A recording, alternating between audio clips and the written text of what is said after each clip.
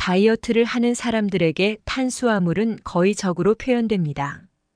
다이어트를 하려면 무조건 지방을 적게 먹는 것보다 탄수화물을 줄여야 효과가 있기 때문입니다. 비단 다이어트뿐만 아닙니다.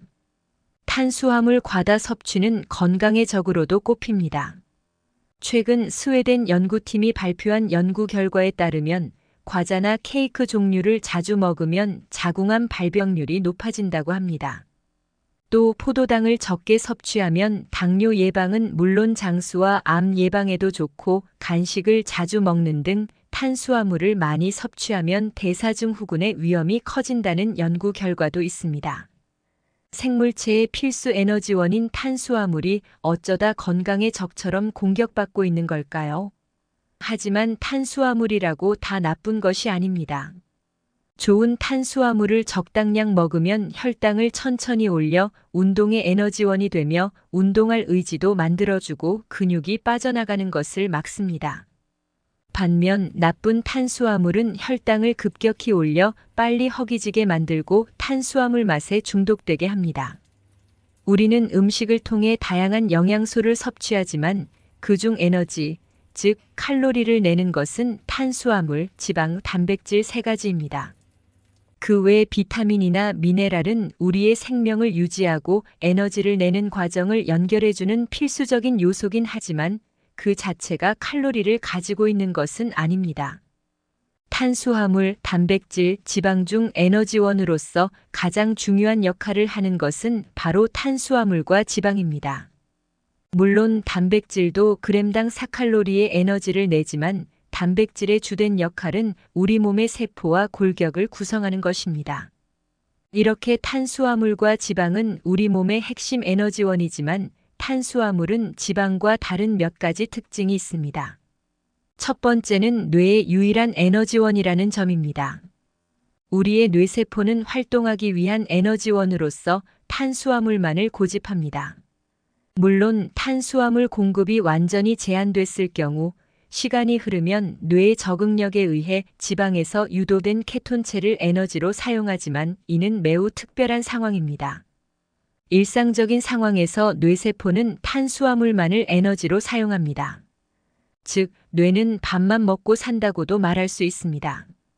뇌의 이런 독특한 특성 때문에 우리 몸은 어떻게든 혈당, 즉 혈액 속의 포도당의 농도를 일정 수준으로 유지합니다.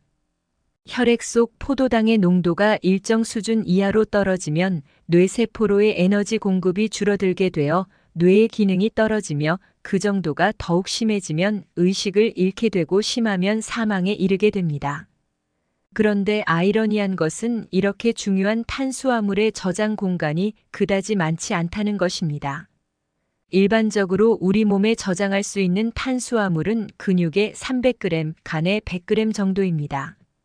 이는 1600칼로리 정도의 양으로 하루만 완전히 단식하면 그 저장량이 모두 고갈됩니다. 반면 지방은 그램당 칼로리도 높으면서 체내에서 그램당 약 7.7칼로리로 그 저장량도 무궁무진합니다. 일반적인 남성의 경우 체중이 70kg이면 체지방량은 대략 10kg 정도입니다. 이를 칼로리로 환산하면 무려 77,000칼로리입니다. 탄수화물 저장량과 비교해 보아도 그 차이가 상당하다는 것을 알 수 있습니다. 또한 저장 지방 중 성지방에서 탄수화물로의 전환은 그 효율이 떨어지는 데 반해 우리가 섭취하고 남은 탄수화물은 쉽게 지방으로 전환되는 특징이 있습니다. 운동할 때 사용되는 양은 어떨까요? 지방은 유산소성 운동의 에너지원으로만 사용되며 그 저장량이 많아 운동 전 지방 섭취량에 따라 운동 능력에 별다른 영향을 주지 않습니다. 반면 탄수화물은 유산소성 운동과 무산소성 운동 모두의 에너지원으로 사용됩니다. 하지만 저장량은 제한되어 있어 운동 전 몸속 탄수화물의 저장량에 따라 단기간에 큰 힘을 사용하는 무산소성 운동뿐 아니라 장기간 지속하는 유산소성 운동 능력에도 영향을 줍니다. 실제로 좋은 경기 기록을 내기 위한 선수들의 식사요법은 시합 전 몸속 탄수화물 저장량을 최대치로 끌어올리도록 고안되어 왔습니다. 탄수화물의 역할은 이렇게 중요하기 때문에 우리 몸은 탄수화물의 섭취와 고갈에 매우 민감하게 반응합니다. 탄수화물은 우리가 무조건 피하고 멀리해야 할 영양소가 아니라 잘 다스리고 조절해서 섭취해야 할 영양소인 것입니다. 양날의 칼, 탄수화물 다스리기. 그 첫 번째 방법은 섭취량 조절하기입니다.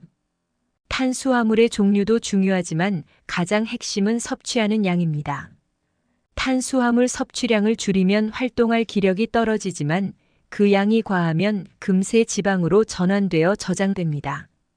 따라서 자신의 신체 활동량에 따라 탄수화물 전체 섭취량을 조절해야 합니다. 자가운전으로 출근해 하루 종일 앉아서 일을 하다가 집에 와서 TV를 보는 직장인과 하루 종일 발로 뛰는 운동선수가 같은 양의 탄수화물을 필요로 할 리가 없기 때문입니다. 두 번째는 종류를 잘 선택해야 한다는 것입니다. 탄수화물도 좋은 탄수화물과 나쁜 탄수화물이 있습니다. 가장 큰 차이점은 섭취 후 얼마나 혈당을 빨리 올리느냐에 있습니다. 나쁜 탄수화물은 섭취 후 혈당을 빠르게 증가시켜 췌장에서 인슐린 분비를 급격히 자극합니다. 혈당을 급격히 올리는 탄수화물은 그 후 혈당이 급격히 떨어진다는 말과도 같습니다.